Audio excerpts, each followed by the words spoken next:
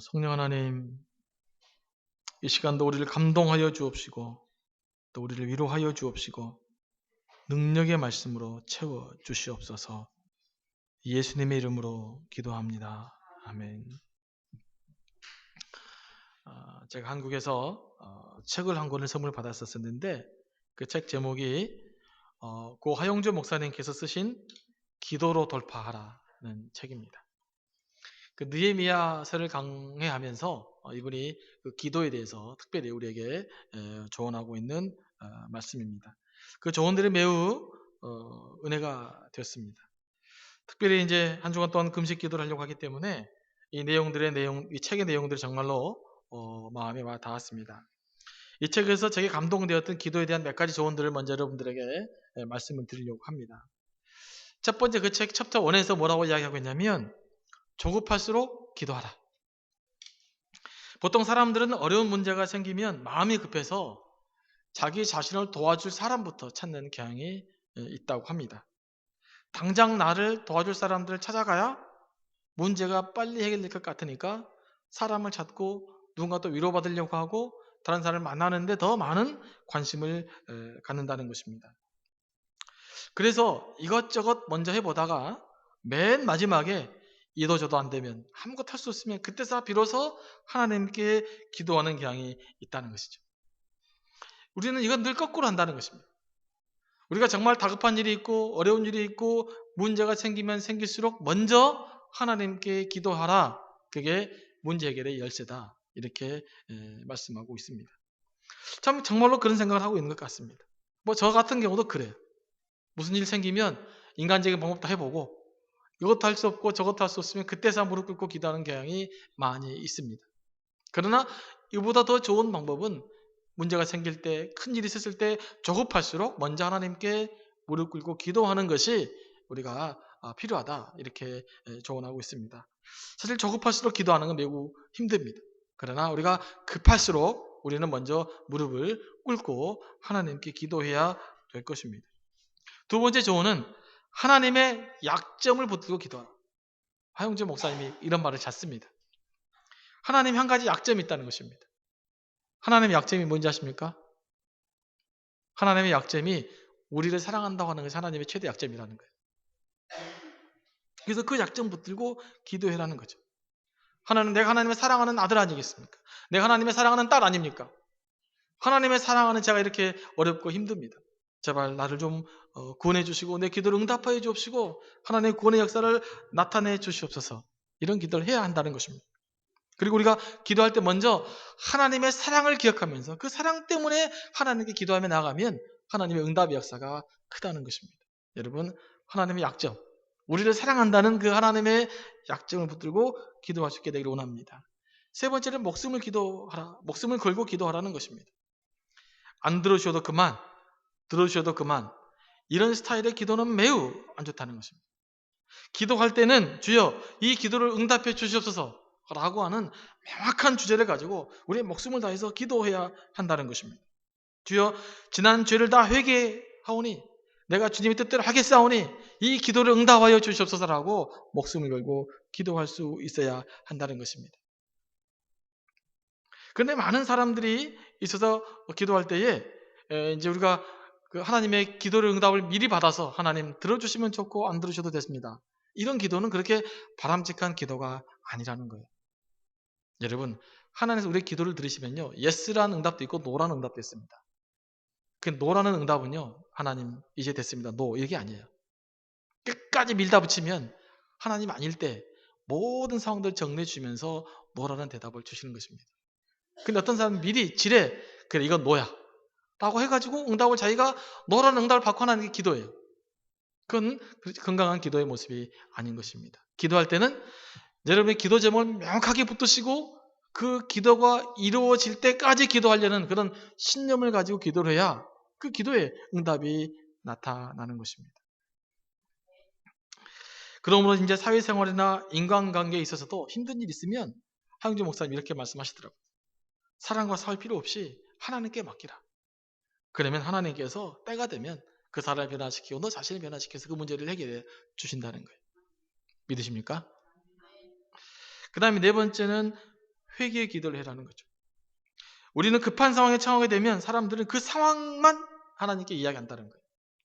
그러나 하나님께서 우리의 기도할 제목을 주게 되면 그 문제를 통해서 우리 자신을 깊이 성찰하고 내가 무엇이 문제인지, 내가 하나님과 관계가 틀어진 것이 무엇인지, 내가 하나님으로부터 회복돼야 될 것이 무엇인지, 내 죄악이 무엇인지를 깊이 있게 깨달아가면서 하나님께 기도할 수 있어야 한다는 거죠. 이게 성숙한 사람들의 기도라는 것입니다. 뭐 고차원적인 기도는 눈을 감고 명상을 고차원적인 묵상을 하는 데 있는 것이 아니라 기도 가운데 문제 앞에서 내 문제를 발견하고 내 죄를 회개하고 하나님께 결산할 것들을 결산하고 하나님께 다짐할 것들은 다짐하고 새로워지는 계기를 가져야 그 기도를 통해서 하나님의 놀라운 역사가 우리에게 나타난다는 것입니다. 많은 사람들이 급하다 보면 그 문제에 매달리다 보니까 오히려 내를 통해서 역사하고자 하는 하나님의 음성을 듣지 못할 경우가 많이 있다는 것입니다. 여러분 기도하는 가운데 여러분 자신을 깊이 있게 바라보고 성찰하는 기도를 함께 할 수 있게 되기를 원합니다. 다섯 번째는 기다리는 기도를 하라는 것입니다. 우리가 기도할 때 때로는 즉각적으로 응답이 올 수도 있지만 그러지 않을 수도 있습니다. 어떤 기도 응답은 막 몇 개월이 걸릴 수도 있고 또는 몇 년이 걸릴 수도 있습니다. 하지만 하나님은 가장 선한 것으로 인도해 주시는 분이시기 때문에 기도할 때 기다리라는 거예요. 그냥 포기하는 건 아닙니다. 포기하지 말고 기다리라는 것입니다. 그래서 하나님께서 역사하신다는 거죠. 우리는 기도하다 잘 기다리지 못합니다. 왜 기다리지 못할까요? 하나님에 대한 믿음이 없어서 그래요. 이러다가 말지 않을까? 설마 하나님 응답하실까? 라고 하는 생각이 있기 때문에 못 기다리는 거예요. 기도하면서도 조급증이 시달리는 거예요. 금방 응답이 안 되면 이제 내 기도는 끝인가 보다 라고 금방 포기해버린다는 거죠. 그러지 말고 기다리라는 거죠. 성경에도 보니까 많은 사람들이 기다렸잖아요. 모세는 40년 동안 광야에서 기다려야 됐고 아브라함도 몇십 년 동안을 기다려야만 됐고 노아도 120년이 지나서 하나님의 노아에게 했던 일들이 실제로 일어나게 되는 것입니다. 여러분 기도 응답 가운데는 기다려야 될 것들이 많이 있습니다. 기다리는 것이 매우 중요합니다. 성경은 기다리는 것을 인내라고 이야기합니다. 근데 인내를 뭐라고 이야기합니까? 우리를 온전케 하는 방법이라고 이야기합니다. 우리가 언제 인격적으로 성숙해지고 언제 인격적으로 온전해질 수 있는가? 언제 하나님 앞에 점점 더 가까이 갈 수 있는가? 기다리는 과정을 통해서, 인내의 과정을 통해서 우리가 하나님의 사람으로 더욱더 성숙되어져 가는 것입니다. 여러분 기도할 때 기다릴 수 있게 되기 원합니다. 포기하지 말고 기다릴 수 있게 되기 원합니다. 포기하고 기다리는 것은 다른 것입니다. 많은 사람들은 기다리라고 그러면 포기해버립니다. 하나님 우리에게 포기하라고 하지 않고 기다리라고 말씀하고 있는 것입니다. 때를 기다리라고 말씀하고 있는 것입니다. 우리가 때로는 기도할 때 하나님께 기다릴 수 있게 되기를 원합니다. 성경을 보면 기다림의 기간이 클수록 응답도 크고 하나님의 사람으로 크게 쓰임받았음을 보여주고 있습니다. 여러분 기도할 때 기다릴 수 있게 되기를 원합니다. 사실 저는 이번 주에 기도하면서 묵상 가운데 가장 크게 와닿았던 말씀이 오늘 본문 말씀입니다. 저는 지난주에 큐티를 하고 있는데 이 말씀이 제 마음에 부딪혀서 계속 묵상하고 있었습니다. 항상 기뻐하라. 쉬지 말고 기도하라. 범사에 감사하라. 이는 그리스도 예수 안에서 너희를 향한 하나님의 뜻이니라. 우리를 향한 하나님의 뜻이 명확하게 기록되어져 있는데 그것이 뭡니까? 네, 항상 기뻐하고 쉬지 말고 기도하고 범사에 감사하는 것입니다. 여러분 기쁘십니까? 감사가 넘치십니까? 기도하고 싶은 마음이 솟아나십니까? 이 세 가지만 잘하면 하나님의 놀라운 역사가 우리 삶 가운데서 일어날 줄로 믿습니다. 근데 사실 저는 이 말씀 붙들고 사실 오랫동안 며칠 동안 씨름해야 됐습니다. 무엇보다 내가 어떻게 항상 기뻐할 수 있지라는 물음을 하나님께 던졌습니다. 아니 내가 기뻐야 기쁘지. 기쁜 것이 내가 오늘부터 기뻐야지 라고 해서 기뻐지냐 말이죠.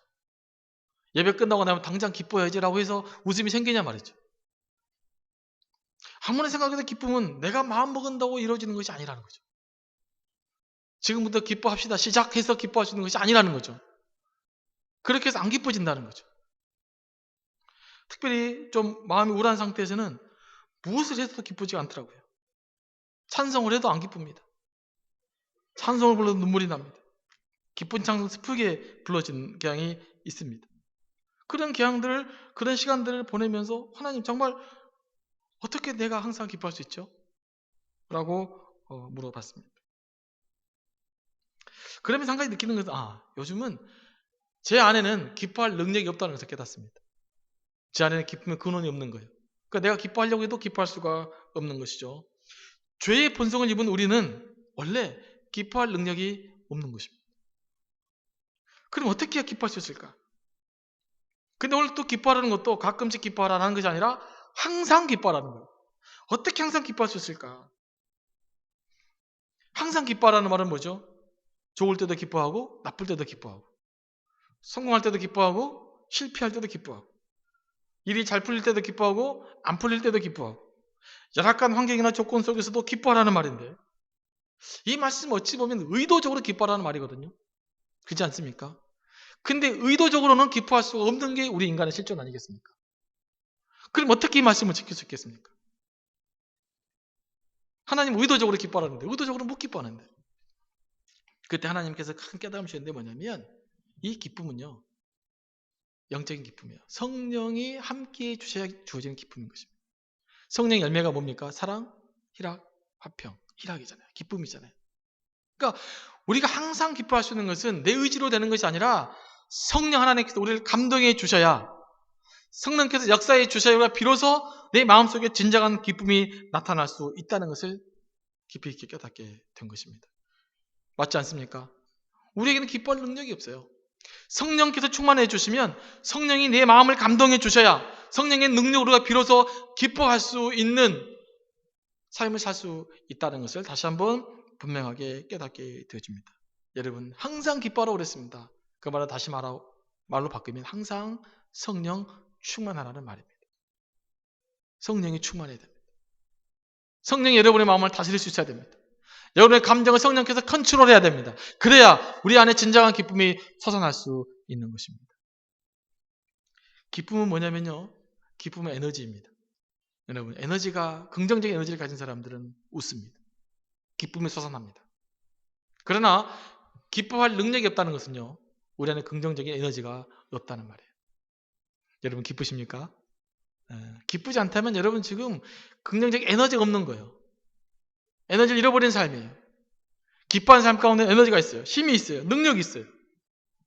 여러분 기뻐할 수 있어야 우리가 능력 있게 또는 에너자이틱한 그런 삶을 살 수 있다는 것을 여러분 기억할 수 있게 되기 원합니다.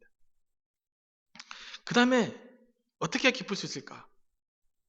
기쁨 묵상 가운데 우리의 기쁨은 하나님께 완전히 포커스 맞춰줘야 됩니다. 그러니까 우리의 기쁨 하나님께 우리의 관심이 맞춰져 있으면 기쁨이 회복되어집니다. 그러나 우리의 관심이 하나님이 아니라 세상과 나와 내 주변의 상처에 돌리기 시작하면 기쁨이 금세 사라져버리고 맙니다. 왜냐하면 우리의 기쁨은 영적인 것이고 하나님이 주신 것이고 성령이 주시는 것이기 때문에 우리 온전히 하나님만을 바라볼 수 있을 때 예수 그리스도 십자가를 온전히 바라볼 수 있었을 때 기쁨이 회복되어지고 우리가 그 회복된 기쁨을 통해서 자신감을 회복해낼 수 있는 것입니다. 저는 여러분들에게 지난주에 영적 전쟁을 선포하면서 더 여실하게 느꼈습니다. 기도하다 보니까 특별히 이제 금식하려고 그러니까 또 기도를 못하게 하는 그런 여러 가지 마음의 막 문제들이 생기더라고요. 평상시 때 괜찮았던 문제들이 문제로 느껴지기도 하고 그럴 때 한 가지 깊은 깨달음이 있었어요.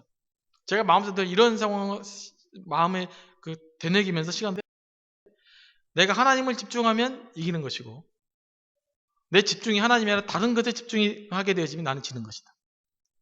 그래서 하나님을 바라보면 승리하는 것이고 영적 싸움에서 하나님 바라보지 못하고 하나님께 내 시선을 놓치면 난 영적으로 진다라는 생각을 하면서 계속해서 말씀 묵상하며 생활을 했습니다. 하나님 생각해야 돼. 하나님 집중해야 돼. 하나님 집중하면 그 순간은 내가 이기는 것이고 하나님께 집중력이 떨어진 순간 나는 지는 거다. 라는 생각을 갖고 하다 보니까 오히려 더 쉽게 문제를 해결할 수 있었습니다. 우리 영적 기쁨도 마찬가지입니다.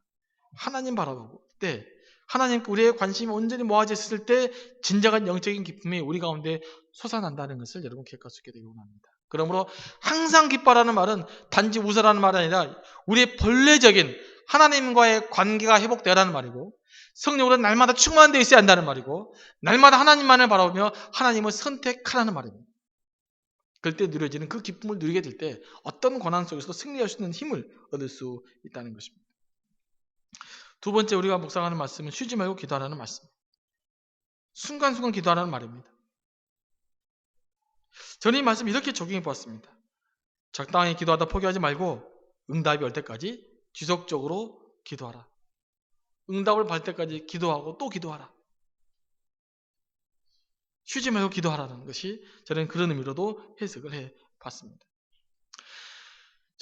쉬지 말고 기도하라는 말은요, 원래 처음에는 기도하는 마음으로 살면 된다라고 생각을 했는데 요즘은 갈수록 그렇게 생각이 안 됩니다.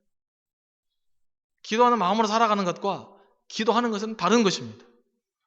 쉬지 말고 기도하라는 말은 끊임없이 틈이 나는 대로 기도하며 살라는 것입니다.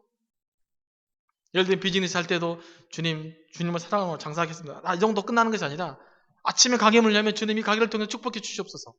한 사람 만났는데 주님, 이 물건을 통해서 그 사람도 축복해 주시고 나도 축복해 주시옵시고. 자녀를 기도한다는 사람들은 때마다 우리 아이들이 좋은 대학 가기를 원하는데 하나님 이런 대학 갈 수 있게 기도합니다 라고 계속해서 틈나는 대로 끊임없이 하나님께 기도하라 삶을 살아가는 것을 이야기합니다. 공부하는 학생들은 주님이 공부를 통해 하나님 뜻을 감당하기 원합니다. 지혜를 주시고 능력을 주시고 총명을 주셔서 내가 이 일들을 잘 감당해 주십시오라고 기도하라는 거예요. 저는 이 말씀을 그렇게 적용해 보았습니다. 틈이 나는 대로 기도하면서 공부하는 것이죠. 기도하면서 일하는 것이죠. 기도하는 것에서 자녀를 돌보는 것이죠. 기도하면서 가사 생활을 감당하는 것이죠. 틈이 나는 대로 기도해라 이렇게 말씀하고 있는 것입니다. 우리가 기도에 열심을 해야 하는 이유는 하나님이 기도를 통해서 역사하시는 분이시기 때문에 그렇습니다. 성경에 분명히 우리가 말씀하고 있습니다. 그냥 아무에게나 응답하시는 것이 아니라 무엇인가 하나님께 열심히 기도할 때 하나님 그 기도를 응답해 주셨다는 것입니다. 하나가 열심으로 기도할 때 사무엘을 주신 것입니다. 초대교회에서 마가 다락방에 120명의 성도들이 열심으로 기도할 때 성령의 역사가 나타난 것입니다. 고넬료가 기도 중에 하나님을 만난 것입니다. 다 기도 가운데 하나님께서 역사하셨습니다. 그래서 우리가 기도해야 되는 것입니다. 저는 어떤 때는 이런 생각을 할 때가 많이 있습니다. 어떨 때는 하나님이 꼭 기도를 해야만 이루어질 때가 있어요. 곧 이루어질 것 같은데, 곧 될 것 같은데 안 돼요. 조금만 지나면 될 것 같은데 안 돼요. 결국 기도하게 만듭니다. 기도 끝나면 일이 이루어집니다. 여러분도 이런 일 경험한 적 있지 않습니까? 어떤 때는요, 도저히 불가능한 것처럼 느껴졌던 일들이 기도를 통해서 이루어지는 경우도 있습니다. 그럼 도저히 불가능한데, 있을 수 없는 일인데, 그런데 기도하다 보면 그 일들이 우리 가운데 이루어지고 있음을 우리는 확인해 볼 수 있지 않습니까? 이미 다 경험해 보셨죠? 여러분, 하나님은 기도를 통해서 일하시는 분이십니다. 기도는 하나님의 능력의 통로이고 문제 해결의 통로이고 축복의 통로입니다. 그래서 우리가 하나님께 기도해야 되는 것입니다. 또 기도는 우리의 염려를 치료하는 치료제입니다. 요즘 그걸 많이 느끼게 됩니다. 자, 빌립보서 2장 6절 말씀 보니까 4장 6절 말씀이죠. 아무것도 염려하지 말고 모든 일에 기도와 간구로 너희 구할 것을 감사함으로 하나님께 아뢰라. 그리하면 모든 지각에 뛰어난 하나님의 평강이 그리스도 예수 안에서 너희의 마음과 생각을 지키시리라. 여기 핵심되는 단어가 3개 나와요. 하나는 아무것도 염려하지 말고 모든 일에 감사함으로 기도하라. 성경에 있다 보니까 염려와 감사와 기도가 상당히 자주 쓰여 있었습니다. 같이 병행해서 나온 단어가 많습니다. 그러니까 염려하지 말고 기도하라는 말이 많이 있습니다. 그러니까 그만큼 수많은 사람들이 염려 안에 묻혀 살아가고 있는 거예요. 염려를 대체할 수 있는, 염려를 우리 삶을 치료할 수 있는 가장 강력한 무기가 뭐냐? 기도와 감사라는 거죠. 그래서 염려 대신에 기도를 쌓고 염려 대신에 감사를 하게 되면 하나님의 역사가 우리 가운데 나타나는 것입니다. 우리뿐만 아니라 초대교인들도 데살로니가 교인들도 엄청난 염려 속에 살았던 것 같아요. 빌립보 교인들도. 그러니까 아무것도 염려하지 말고 너희 구할 것을 기도와 감사함으로 아뢰라 이렇게 말씀하고 있는 것입니다. 여러분, 때로는 염려가 있지 않습니까? 미래에 대한 염려가 많이 있지 않습니까? 그 문제 해결할 수 유일한 길은 하나님께 기도하는 것이고 오히려 감사하는 길입니다. 그래야 우리가 염려를 극복해서 건강한 자를 통해서 하나님께 이렇게 나아갈 수 있게 되는 것입니다. 하나님께서는 왜 우리를 기도하게 하시는가? 그 질문을 깊이 해봤습니다.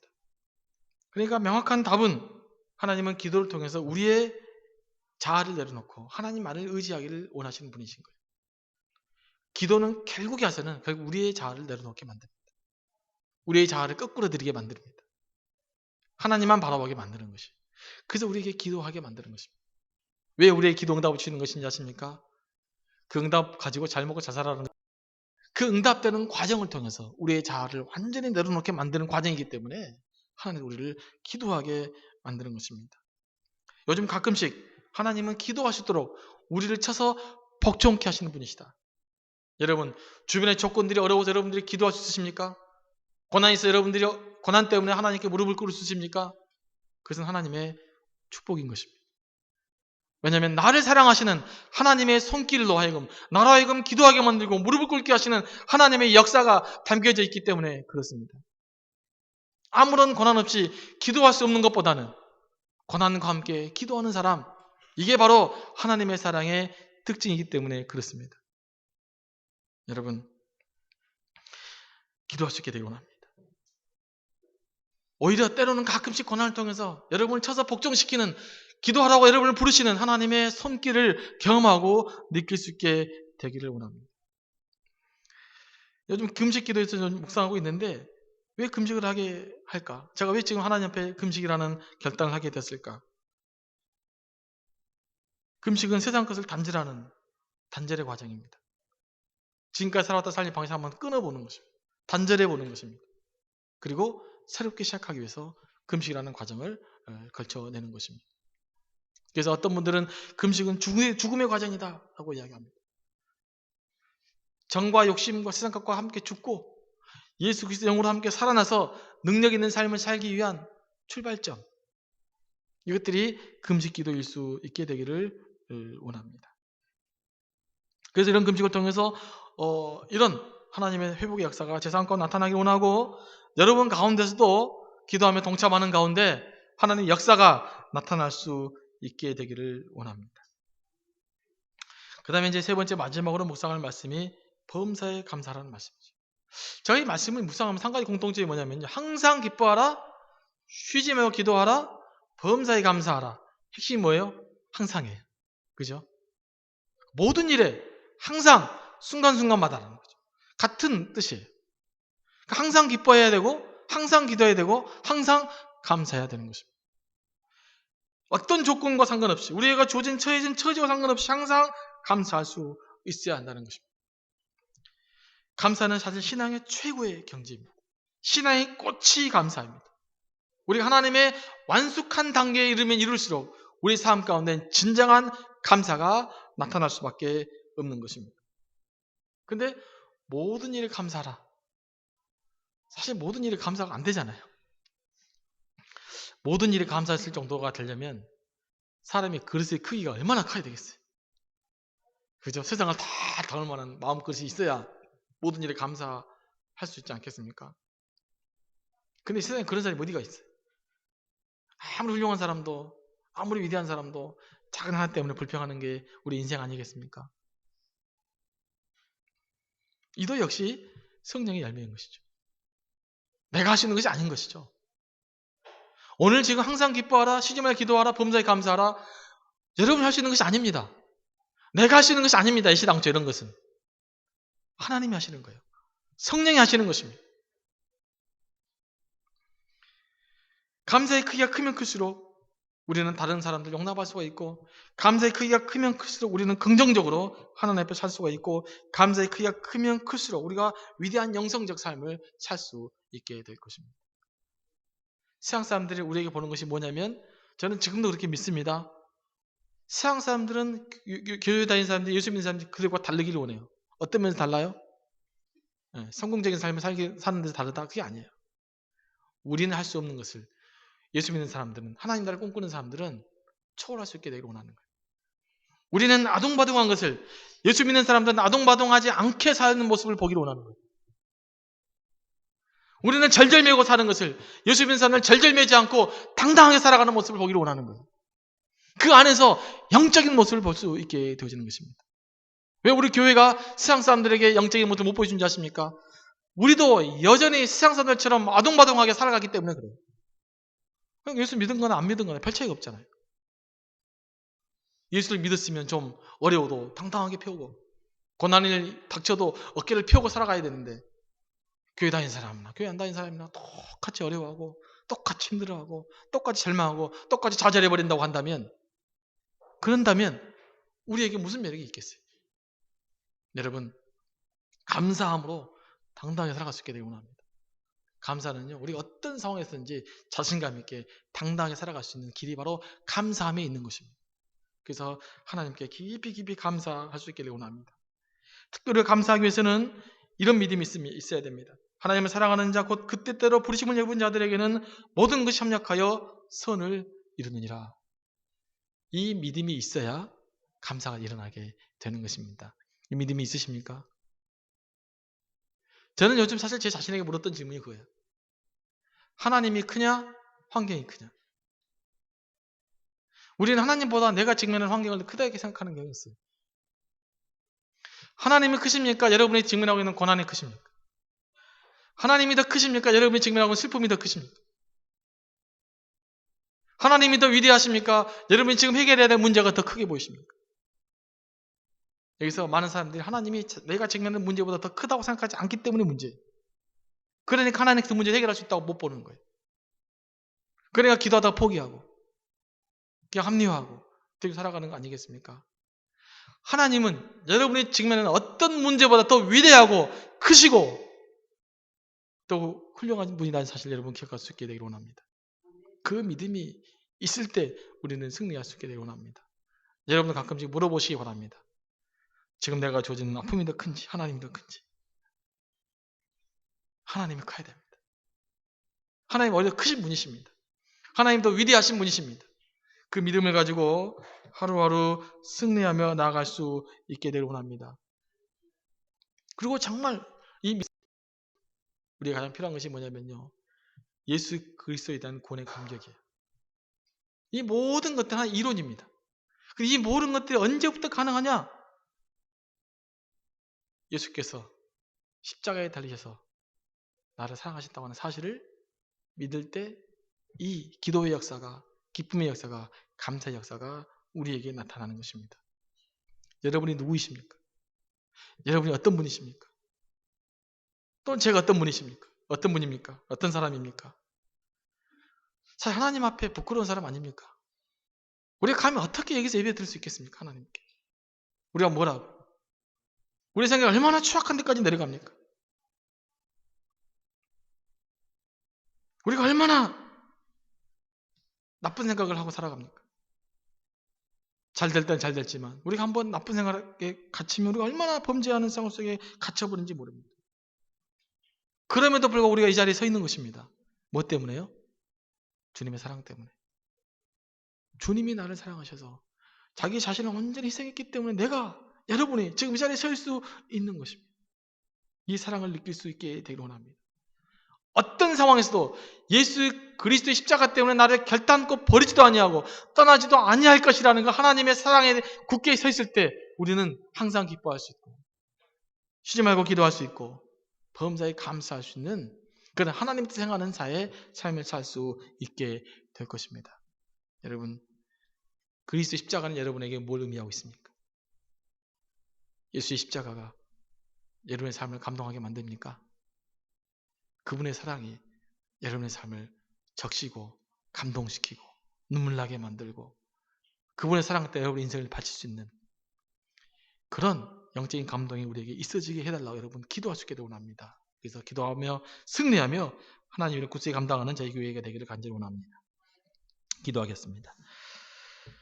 사랑의 하나님 아버지 감사합니다. 이 시간도 말씀으로 우리를 인도해 주셨는데 하나님 항상 기뻐하라, 쉬지 말고 기도하라, 범사에 감사하라고 하는 그 하나님의 말씀을 붙들고 날마다 승리하는 삶 살아갈 수 있도록 인도해 주옵시고 우리가 어떤 문제가 직면할지라도 우리보다 위대한 하나님을 믿고 승리하며 나갈 수 있도록 역사하여 주시옵소서. 예수님의 이름으로 기도합니다. 아멘.